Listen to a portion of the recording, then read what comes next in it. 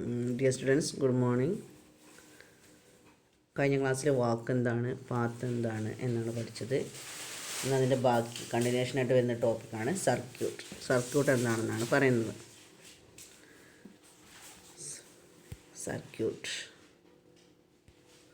Circuit എന്ന് പറഞ്ഞു കഴിഞ്ഞാൽ ഒരു ട്രയലാണ്. നമുക്ക് ആ ട്രയലിൻ്റെ പ്രത്യേകത എന്ന് പറഞ്ഞിട്ടുണ്ടെങ്കിൽ വെർട്ടിസസുകൾ റിപ്പീറ്റ് ചെയ്ത് വരും, പക്ഷേ എഡ്ജുകൾ എന്താണ് റിപ്പീറ്റ് ചെയ്യില്ല.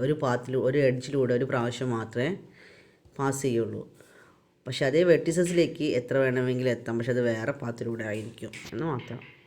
അതുപോലെ തന്നെയാണ്, അതുകൊണ്ട് തന്നെയാണ് സർക്യൂട്ട് ഈസ് എ ട്രയൽ എന്ന് പറയുന്നത്. അത് തുടങ്ങുന്നതും എൻഡ് ചെയ്യുന്നതും സെയിം വെർട്ടസിലാവണം. അങ്ങനെ ഒരു കണ്ടീഷൻ കൂടി ഉണ്ട്. അപ്പോൾ എന്താ ട്രയൽ എന്ന് പറഞ്ഞാൽ, സർക്യൂട്ട് എന്ന് പറഞ്ഞാൽ ഒരു ട്രയലാണ്. ഒരു വെർട്ടസിൽ നിന്ന് സ്റ്റാർട്ട് ചെയ്ത് മറ്റൊരു അതേ വെർട്ടസിൽ തന്നെ എൻഡ് ചെയ്യുന്ന ഒരു ട്രയൽ, അതിനെയാണ് സർക്യൂട്ട് എന്ന് പറയുന്നത്. അപ്പോൾ നമ്മൾ കുറേ ടേംസുകൾ പഠിച്ചു, വാക്ക് പഠിച്ചു. വാക്കിൽ തന്നെ ഓപ്പൺ വാക്കും ക്ലോസ്ഡ് വാക്കും പറഞ്ഞു, പിന്നെ പാത്ത് പറഞ്ഞു, സർക്യൂട്ട് പറഞ്ഞു, ട്രയൽ പറഞ്ഞു, കുറേ ടേംസുകൾ പറഞ്ഞിട്ടുണ്ട്. അപ്പോൾ അതൊക്കെ നിങ്ങൾ ഓർക്കേണ്ടതാണ്.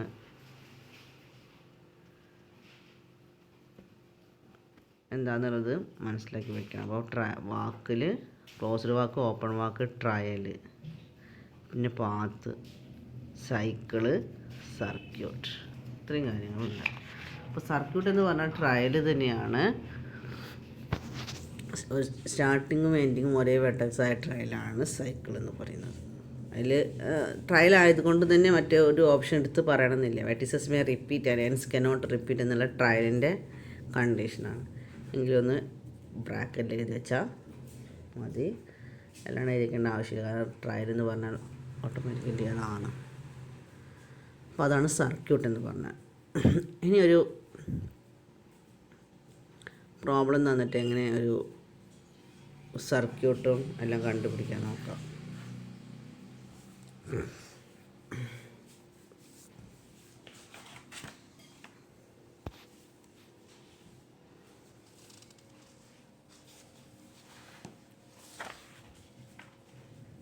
സർക്യൂട്ട്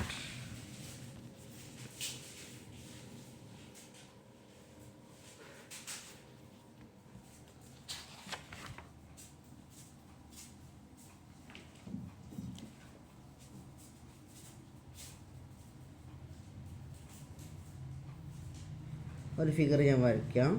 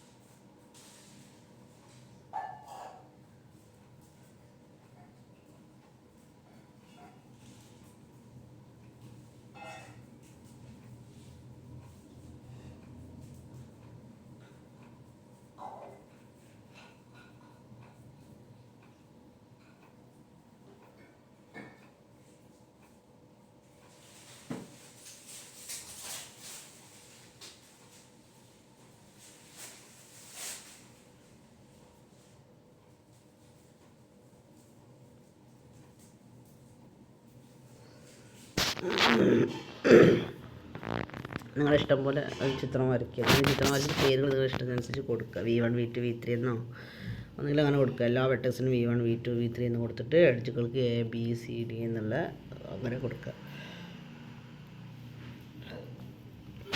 ഇനി ഇതിലൊരു സർക്യൂട്ട് എന്ന് പറയുമ്പോൾ എന്താണ് സർക്യൂട്ട്, ഏതൊക്കെയാണ് വരിക?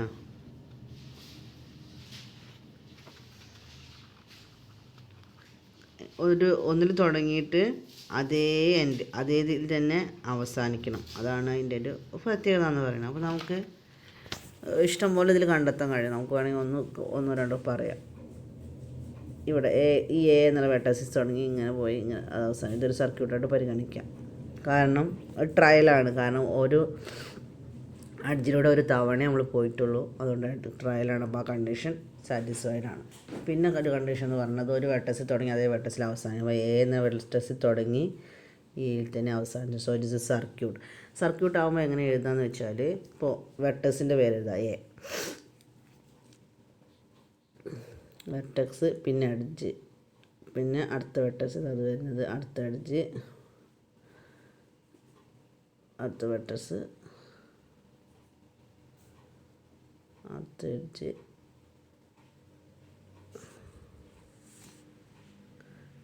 അതായത് സ്റ്റാർട്ടിങ്ങും എൻഡിങ്ങും ഒരേ വെർട്ടക്സ് ആയിരിക്കും. അതുപോലെ ഒരുപാട് ഇത് വരുന്നുണ്ട്. ഇത് ഒരു സർക്യൂട്ടാണ്, ഇതൊരു സർക്യൂട്ടാണ്, ഇനി ഉണ്ടായിരിക്കാം. അങ്ങനത്തെ സർക്യൂട്ടാണെങ്കിൽ നമുക്ക് കണ്ടെത്തിയിട്ട് വരയ്ക്കാം. അപ്പോൾ എഴുതുമ്പോൾ ശ്രദ്ധിക്കേണ്ട ഒരു വെർട്ടക്സിൻ്റെ പേര്, പിന്നെ ഒരു അടിച്ച്, പിന്നെ ഒരു വെർട്ടക്സ്, പിന്നെ അടിച്ച്, അങ്ങനെയാണ് എഴുതേണ്ടത്. മനസ്സിലായിട്ടുണ്ടാകുന്ന കരുതുന്നു ഇപ്പോൾ സർക്യൂട്ട് എന്താണെന്നുള്ളത്. Okay, thank you.